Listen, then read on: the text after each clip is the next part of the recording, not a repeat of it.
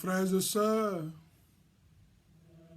en ce dimanche, nous célébrons la fête du Corpus Christi, appelée aussi Corpus Domini, la fête Dieu, ou la fête du Saint-Sacrement du corps et du sang du Seigneur.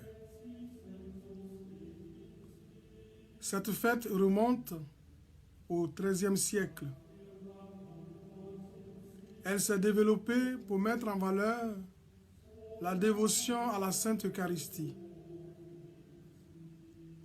Elle s'est employée à célébrer la présence toute spéciale de Jésus à travers les signes que sont le pain et le vin qui deviennent à chaque messe le corps et le sang du Christ.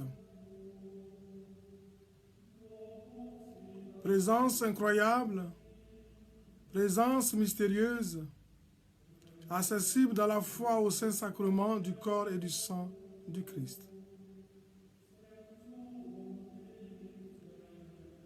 Après le temps fort de l'année liturgique qui s'est centré sur Pâques, d'abord les 40 jours du carême, puis les 50 jours du temps pascal, la liturgie nous fait célébrer trois fêtes qui ont plutôt un caractère synthétique au niveau doctrinal.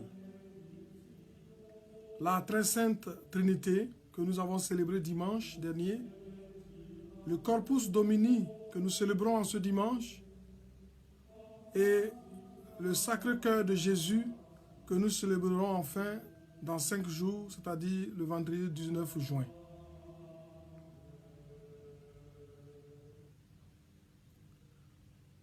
Revisitons ensemble le sens exact de la solennité d'aujourd'hui. En effet, la célébration elle-même que nous accomplissons nous le dit dans le déroulement de ces gestes fondamentaux. Il y en a 3. Le premier aspect donc, qui est celui du rassemblement en présence du Seigneur.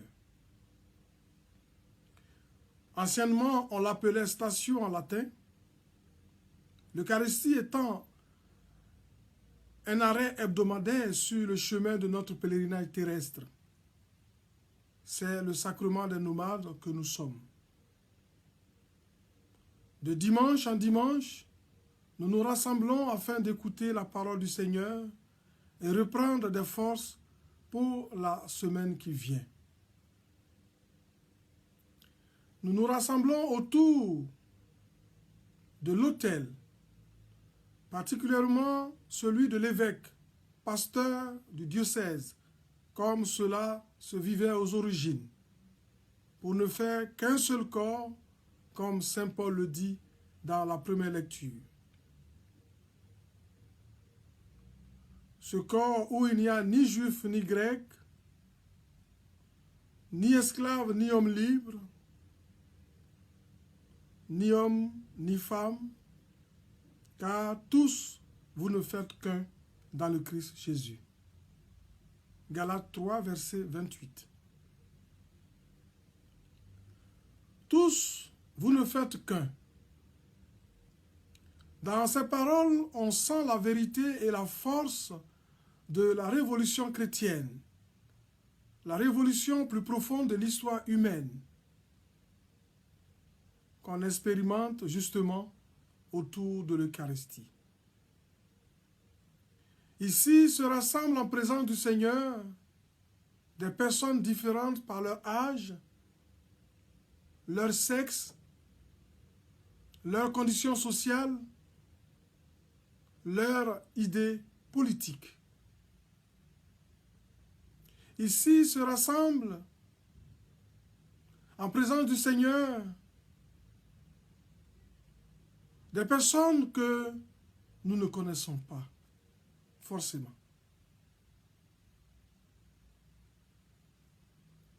L'Eucharistie donc ne peut jamais être un fait privé, un fait réservé à des personnes qui se sont choisies par affinité ou par amitié. L'Eucharistie est un culte public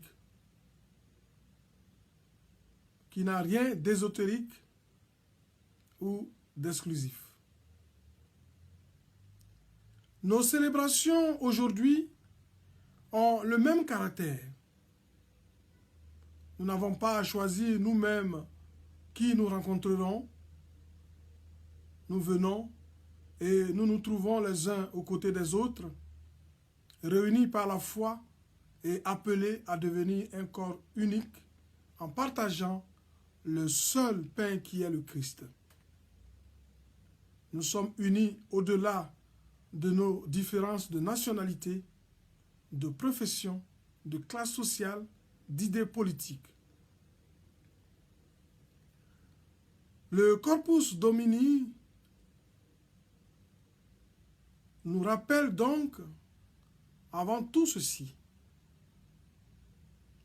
qu'être chrétien veut dire se réunir. Se réunir de partout pour être en présence de l'unique Seigneur et devenir un avec lui et en lui. Et donc cette première partie, ce premier élément constitutif du Corpus Domini nous fait comprendre que être chrétien ne veut pas dire rester chez soi. Oui, je crois, oui, j'ai la foi et on ne va jamais dans l'église. On est toujours chez soi. Non, être chrétien, c'est pouvoir, c'est savoir, c'est se réunir de partout pour être en présence de l'unique Seigneur et devenir un avec lui et en lui. Deuxième élément, c'est le cheminement avec le Seigneur. C'est-à-dire la procession après la messe, même si aujourd'hui elle n'est pas observée partout. Cela dépendra de chaque diocèse et de chaque curé, même à l'intérieur de l'Église, afin de symboliser ce cheminement avec le Seigneur.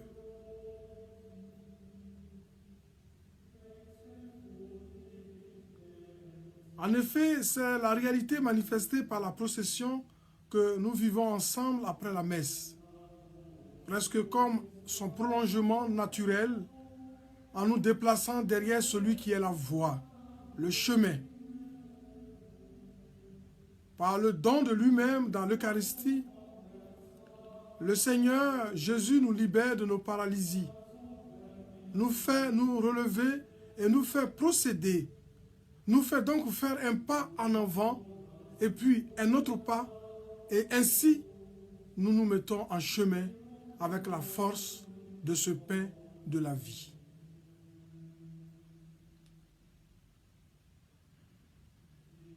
Comme cela arrive au prophète Élie, qui s'était réfugié dans le désert par peur de ses ennemis et avait décidé de se laisser mourir.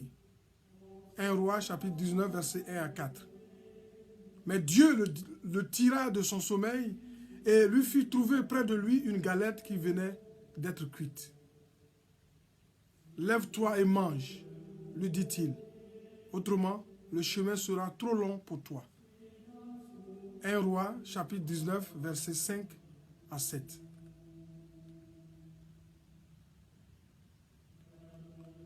La procession du Corpus Domini, la procession de la solennité d'aujourd'hui, nous enseigne que l'Eucharistie veut nous libérer de tout abattement et de tout inconfort.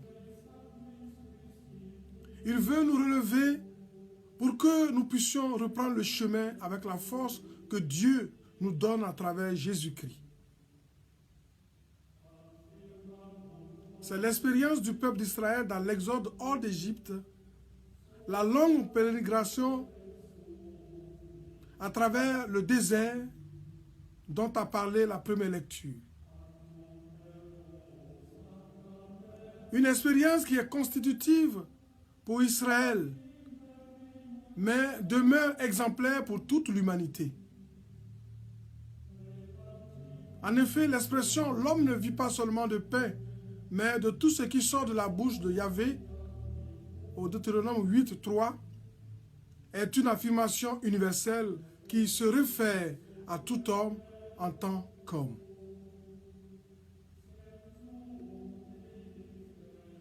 Chacun peut trouver sa propre voie s'il rencontre celui qui est parole et pain de vie et se laisse guider par sa présence amicale. Sans le Dieu avec nous, le Dieu proche, comment pouvons-nous soutenir le pèlerinage de notre existence, aussi bien individuellement que dans la société et la famille des peuples? L'Eucharistie est donc le sacrement du Dieu qui ne nous laisse pas seuls sur le chemin, mais se place à nos côtés et nous indique la direction.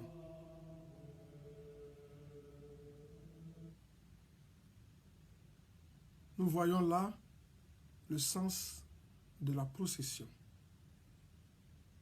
Suivre le Christ qui nous indique le chemin. En effet, il ne suffit pas de marcher devant soi. Il faut voir où l'on va. Le progrès ne suffit pas s'il n'y a pas de critères de référence. Et même si on court en dehors de la route, on risque de finir dans un précipice ou du moins de s'éloigner plus rapidement du but. Alors retenons bien cela. Dieu qui nous a créés libres, mais ne nous a pas laissés seuls, il s'est fait lui-même voie, il s'est fait lui-même chemin et est venu pour marcher avec nous, pour que notre liberté, oui, notre liberté, est aussi le critère pour discerner la route juste et la parcourir. Voilà le sens de ce cheminement avec le Seigneur, de cette procession, le sens profond, que nous laissons le Seigneur nous indiquer le chemin de la vie, le chemin du royaume.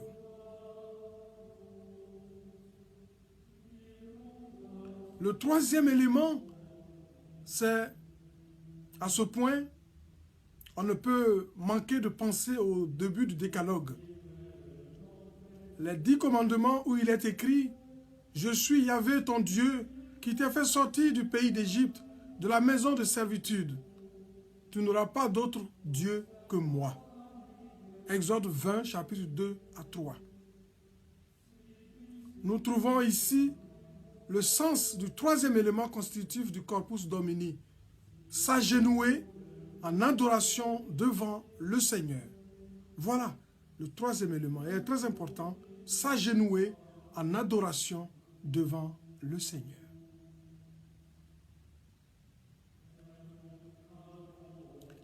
Frères et sœurs, adorez le Seigneur, adorez Dieu, adorez le Dieu de Jésus-Christ, qui s'est fait pain rompu par amour, est le remède le plus valable et le plus radical contre les idolâtries d'hier et d'aujourd'hui. S'agenouiller devant l'Eucharistie est une profession de liberté. Celui qui s'incline devant Jésus ne peut et ne doit se prosterner devant aucun pouvoir terrestre, aussi fort soit-il.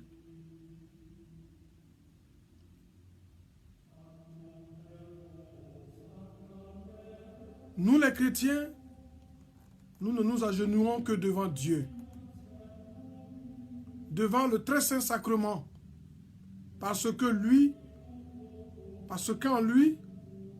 nous savons et nous croyons qu'est présent le seul Dieu véritable qui a créé le monde et l'a tant aimé au point de lui donner son Fils unique. Jean, chapitre 3, verset 16.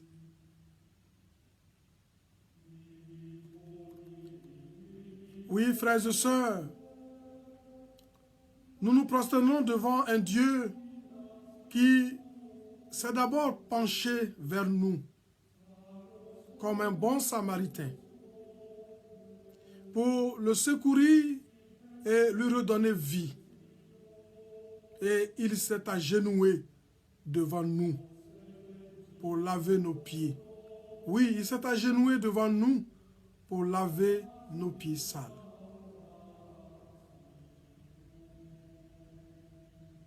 Adorer donc le corps du Christ veut dire croire que là, dans ce morceau de pain, se trouve réellement le Christ qui donne son vrai sens à la vie, à l'univers immense, comme à la plus petite créature, à toute l'histoire humaine, comme à l'existence la plus courte.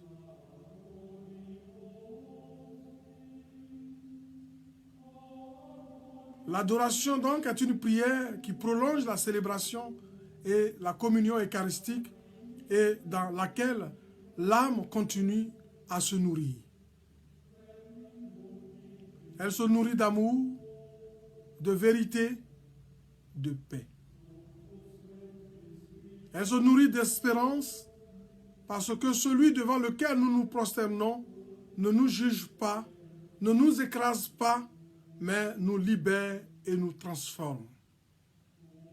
Or, nous savons qu'en ce monde, devant les pouvoirs que nous sommes souvent appelés à nous prosterner, nous écrasent, nous jugent et ne nous rendent pas libres. Or, le Christ, lui, ne nous juge pas, ne nous écrase pas, il nous libère et nous transforme. Voilà les 3 points essentiels qui mettent en exergue cette solennité. Se rassembler en présence du Seigneur autour de l'autel, en communauté. Cheminer avec le Seigneur à travers la procession du Saint-Sacrement qui nous indique le chemin et s'agenouiller en adoration devant le Seigneur. Seul devant qui nous devons nous prosterner. Ayant vu tous ces 3 points, nous ne pouvons pas ne pas évoquer la question de la présence réelle du Christ. Comment vivons-nous l'Eucharistie ou la messe et les dispositions pour recevoir le corps du Christ. La présence réelle du Christ à la messe, comment le croire, comment le dire.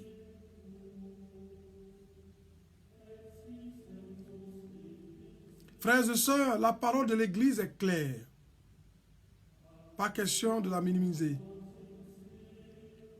La foi de l'Église est aussi formelle.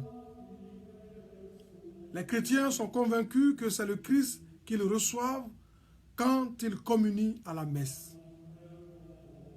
Si cette affirmation continue de nous étonner, tant mieux, parce que l'Eucharistie est une réalité étonnante, merveilleusement étonnante.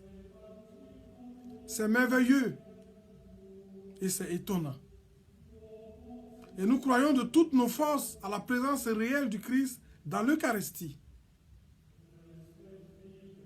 Vraiment étonnant que Dieu se donne à l'homme jusqu'à se faire nourriture pour lui. Extraordinaire.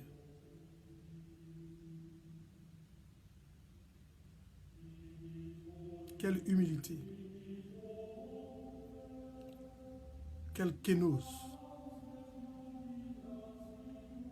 Oui, étonnant, mais pas incompréhensible. Mystérieux, mais pas absurde.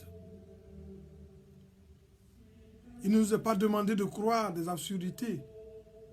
Manger la chair et boire le sang. Certaines phrases prises au pied de la lettre auraient des relents de cannibalisme. C'est absurde de croire cela.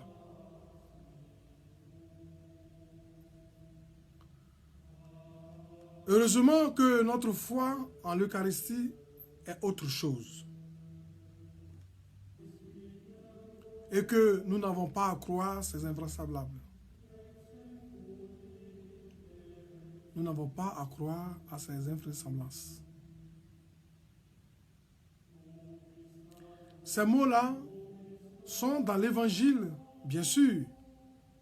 Et les exégètes nous éclairent là-dessus. Manger la chair et boire le sang du Christ.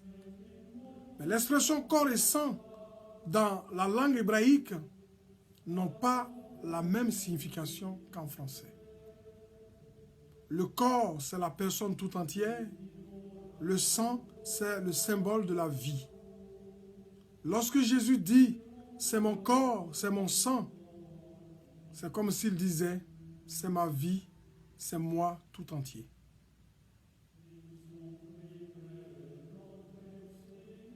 Alors, en se laissant assimiler par nous, le Christ nous assimile en lui. Il fait de nous son corps, l'Église, qu'il unifie par sa vie, qu'il continue à livrer par amour pour nous à chaque Eucharistie.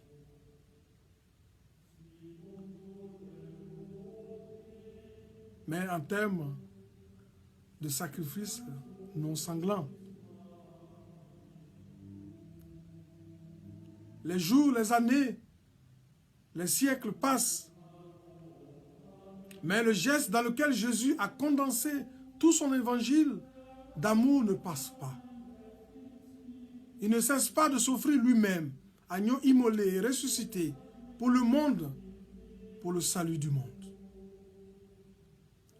Avec le mémorial de chaque Eucharistie, l'Église répond au commandement de la parole de Dieu dans la première lecture. Souviens-toi, n'oublie pas. Deutéronome 8, 2, 14. L'Eucharistie est donc notre mémoire vivante. L'Eucharistie, comme le rappelle le Concile, contient tout le trésor spirituel de l'Église, c'est-à-dire le Christ lui-même, lui notre Pâque, lui le pain vivant, lui dont la chair, vivifiée par l'Esprit et vivifiante, donne la vie aux hommes, les invitant et les conduisant à offrir en union avec lui leur propre vie, leur travail, toute la création. Presbyterorum Ordinis 5, numéro 5. Alors, quand nous communions à sa personne vivante. Nos dents ne croquent pas sa chair, mais nos cœurs assimilent et accueillent sa vie, sa présence. Et sa présence n'est pas comme une présence matérielle ou chimique. C'est la présence vivante du Christ ressuscité. La présence du vivant. La présence vivante d'un amour qui se propose à une rencontre. Oui, quand nous recevons la communion, nous rencontrons Jésus. Jésus-Christ ressuscité.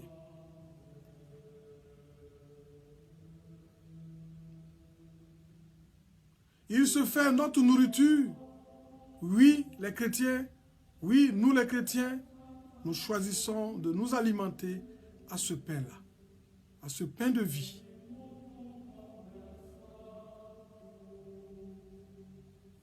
Mais comment vivons-nous la messe ou l'Eucharistie? Avouons que nous demeurons parfois comme à la porte de ce mystère. Des mots répétés mais qui ne brûlent plus personne. Des rites ponctuellement exécutés mais un peu vides de sens, quelquefois. Au point où, si un incroyant pénètre à l'improviste dans l'une ou l'autre de nos assemblées dominicales, devinerait que le Christ est réellement au milieu de nous. Un ronron dominical entre nous avec un langage convenu où la vie est absente, notre vie et la vie du monde. Oui, ainsi il est difficile à quelqu'un qui est étranger à ce que nous vivons ne puisse pas deviner que nous allons à la rencontre d'une présence, à la rencontre de Jésus ressuscité qui est au milieu de nous. La messe bien qu'elle soit le sommet de la prière, de la liturgie dans l'église, n'est pas une dévotion. C'est une action. L'action eucharistique doit nous rendre actifs, acteurs dans le monde. C'est une banalité de rappeler cela. La phrase de Jésus, « Faites ceci en mémoire de moi », ne signifie pas seulement « Faites ce repas en mémoire de moi ». Mais dans ce repas, j'offre ma vie par amour. Faites-en autant. À la scène le jeudi saint, Jésus a donné sa vie. Nous refaisons ce repas pour apprendre à donner la nôtre.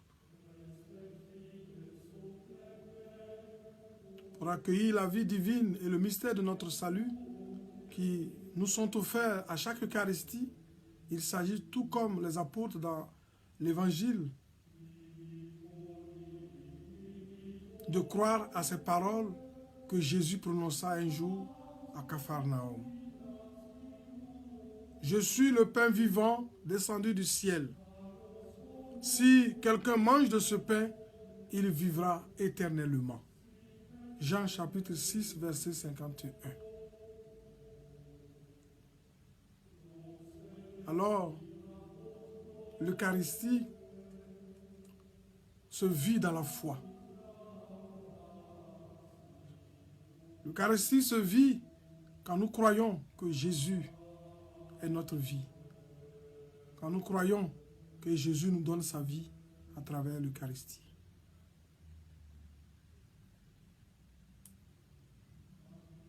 Y a-t-il un lien entre l'Eucharistie et notre vie de tous les jours? Frères et sœurs, l'Eucharistie ne peut pas être seulement une communauté de tables rituelles. À nous de dresser une communauté de tables réelles. Je veux dire, comment se nourrir réellement de la vie du Christ si nous prenons notre parti des inégalités et des injustices? Un monde où les uns sont repus et les autres se retrouvent chaque année devant un grenier vide. Ou encore, si nous communions chaque dimanche à la messe, pas question de nous excommunier après la messe. Pas question de dresser des barrières entre les races, entre les cultures, entre les religions, ou tout simplement la division dans nos familles. Nous l'avons bien compris. C'est après la messe que l'on sait si la messe a été vraiment vivante ou pas. Il faut arriver à découvrir cela.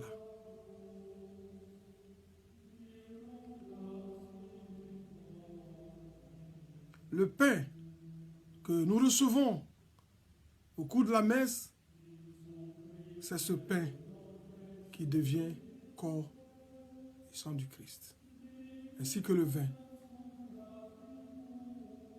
Alors le Père qui est vivant a envoyé son Fils pour épouser notre condition humaine jusque dans sa mortalité, afin que ceux et celles qui croient et qui acceptent de venir à lui dans la foi se relèvent en lui au jour de la résurrection. En nous unissant au Fils par la foi, lorsque nous communions à l'Eucharistie, nous accueillons au sein de notre mortalité sa propre vie divine immortelle. Nous accueillons au sein de notre mortalité, oui, cette vie divine immortelle en vertu de laquelle nous vivons dès à présent en lui et ressusciterons au dernier jour. Celui qui mange ma chair et boit mon sang demeure en moi et moi je demeure en lui et moi je le ressusciterai au dernier jour.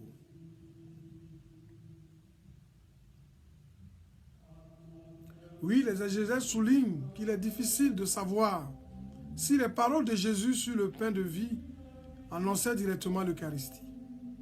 Cependant, une chose demeure sûre, c'est que l'Eucharistie n'est pain de vie que pour les croyants. Seul celui qui mange ce pain dans les sentiments de la foi et de la charité possède la vie éternelle de l'âme et le principe de la résurrection de son corps.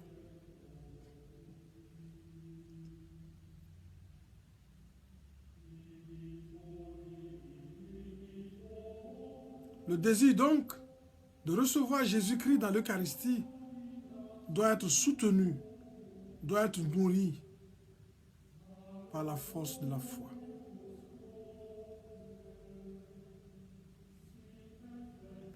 C'est pour cela que les chrétiens doivent tenir compte de leur foi chrétienne dans l'organisation de leur vie et dans tout ce qu'ils font. Vivre en véritable disciple du Christ malgré leur fragilité. Qu'ils sachent que dans leur vie sacramentelle, ils ont un témoignage à donner à leurs frères et sœurs chrétiens, à ceux qui frappent à la porte de l'Église et au monde qui nous voit vivre. Oui, frères et sœurs, l'Église n'excommunie personne. Aucun chrétien ou chrétienne n'est excommunié de ce sacrement de la vie qu'est l'Eucharistie. Certaines situations, notamment le divorce, font nourrir le débat dans et à l'extérieur de l'Église au sujet de l'Eucharistie. Mais sachons que les divorcés et remariés sont toujours les fils et les filles de l'Église qui, pouvant participer à la vie de l'Église, ne peuvent pas malheureusement recevoir l'Eucharistie de façon sacramentelle et le sacrement de la pénitence. C'est une question délicate que j'aborde et cela tient à cœur à l'Église parce qu'il s'agit de ces enfants qui vivent ces situations. C'est une question qui préoccupe l'Église. Quelquefois, des chrétiens et chrétiennes bien engagés sont concernés par cette situation. Deux fois, des chrétiens et chrétiennes qui continuent de vivre leur foi et qui ne peuvent plus communier à cause de cette situation n'y sont pour rien. Soit ils ont été abusés, ils ont été répudiés, ils ont été abandonnés, ils ont été victimes d'une partie, soit de l'homme ou de la femme. Cependant, le divorce est une situation qui s'attaque de quelque manière aux dimensions doctrinales et pastorales du mariage. L'indissolubilité du mariage est le témoignage de la famille chrétienne, du foyer ou du couple chrétien, non seulement dans la communauté chrétienne, corps du Christ, mais aussi dans la communauté civile, la société.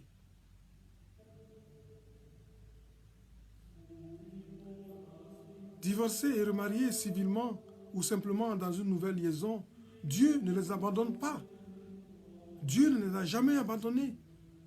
Le Christ lui-même, qui ne nous laisse pas seuls, demeure toujours avec nous et chemine avec nous afin de remédier à notre situation. Et d'ailleurs,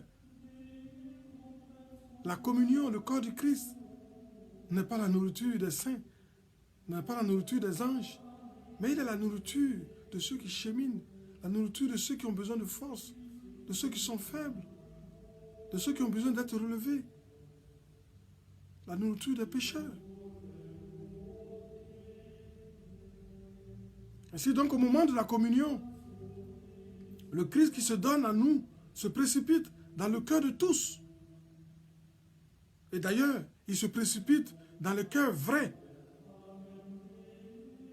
dans le cœur des personnes qui reconnaissent leur situation, qui reconnaissent leurs péchés, qui reconnaissent leurs manquements, leur fragilité, leur désobéissance, leurs doutes.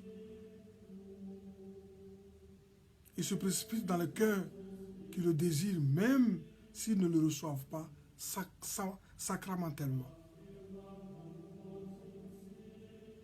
Et la parole de Dieu le dit, si quelqu'un m'aime, oui, si quelqu'un m'aime, dit Jésus, il restera fidèle à ma parole.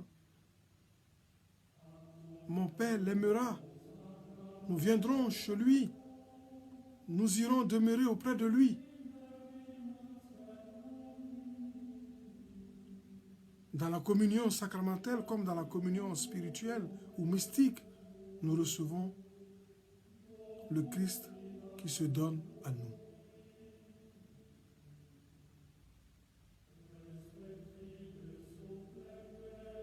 J'aimerais prendre une comparaison pour aborder la question de ceux qui ne communient pas parce qu'ils se vivent une situation. Je prends l'exemple du don des corps dans le mariage, le don de corps mutuel,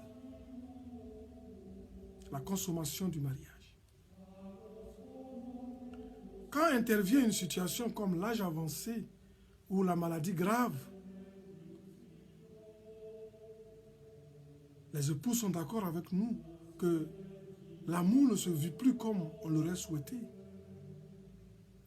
Le don mutuel des corps se vit autrement, par la présence de l'autre, par la bienveillance, par le respect, par les baisers, par le service à l'autre, par le désir et le souvenir de tout ce qui a été vécu, surtout de beau.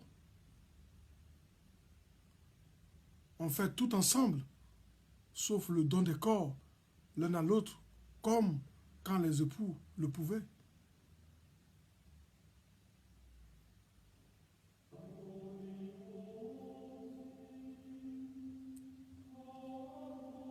En fait, c'est à peu près la même chose. L'amour demeure toujours. Dans le cas d'une maladie d'un membre ou des deux, malgré tout, ils ont toujours des éléments qui nourrissent et qui entretiennent l'amour avec le secours du Seigneur.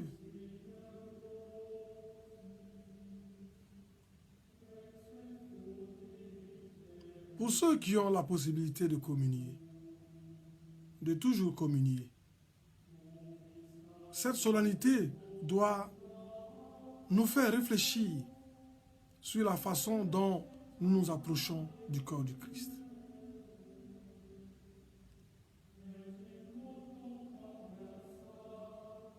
Sommes-nous plus disposés dans le cœur à recevoir le Christ que ceux et celles qui, déjà brisés par leur situation, sont invités à recevoir la communion spirituelle ou mystique?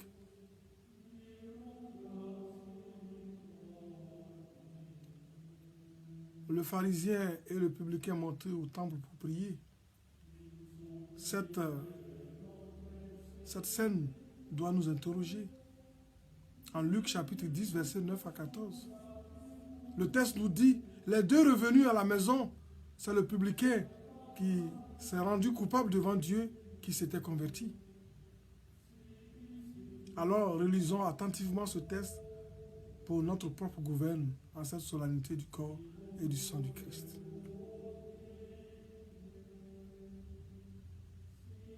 De toute cette réflexion jaillit une question. Ne recevons-nous pas souvent l'Eucharistie avec légèreté? Oui. Ne recevons-nous pas souvent l'Eucharistie avec légèreté? Comme si nous en avons simplement droit.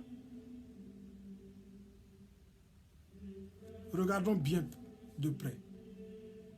La Sainte Messe n'est-elle pas devenue pour nous simplement comme un anniversaire où chacun aura sa part de gâteau?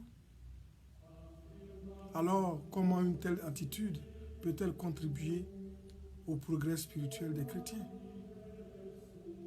Si nous parlons et agissons simplement en termes de droit, personne n'a le droit.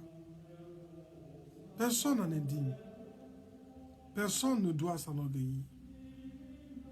C'est le Christ qui a choisi de se donner à nous par pure grâce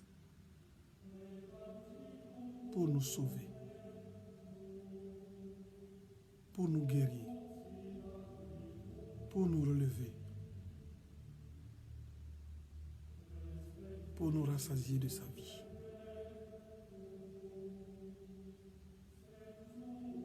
Alors que nous ayons accès quotidiennement à l'Eucharistie, ou qu'une situation nous en prive, du moins sacramentellement, restons fils et filles de notre Église.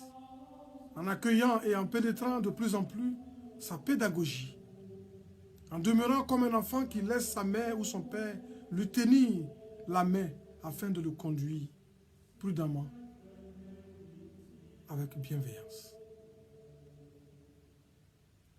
De toutes les façons, l'Église demeure proche de tous ses enfants qui vivent cette situation et elle les invite à vivre leur vie chrétienne avec un cœur vrai.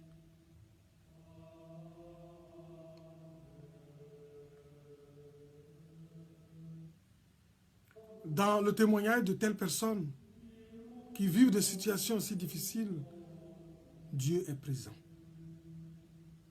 Il les bénit, les protège et les accompagne par son Église jusqu'au dénouement ou,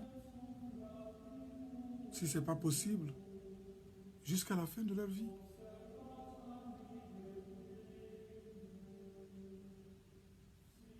C'est Dieu seul qui sonde les cœurs et les reins et qui connaît nos pensées et le désir ardent de nos cœurs. Prions les uns pour les autres, car nous formons un seul corps. Nous formons une même famille dont le Christ est la tête.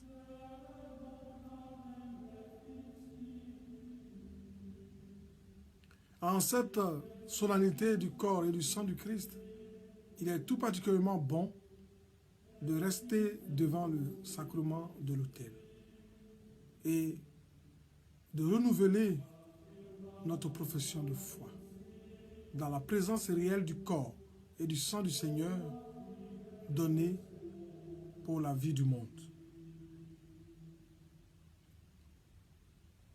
Seigneur, avec Saint Pierre, nous te redisons, Seigneur, à qui irions-nous?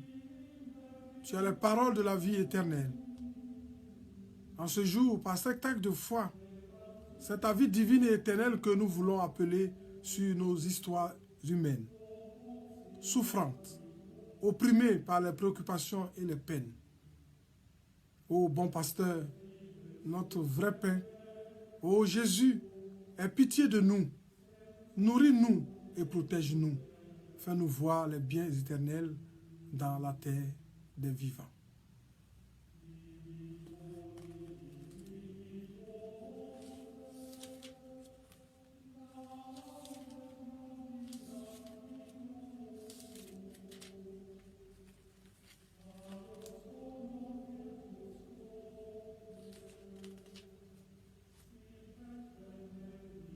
Prions le Seigneur. Seigneur Jésus-Christ, dans cet admirable sacrement, tu nous as laissé le mémorial de ta passion. Donne-nous de vénérer d'un si grand amour le mystère de ton corps et de ton sang. Que nous puissions recueillir sans cesse le fruit de ta rédemption. Toi qui vis et règnes avec le Fils et le Saint-Esprit, maintenant et pour les siècles des siècles. Amen.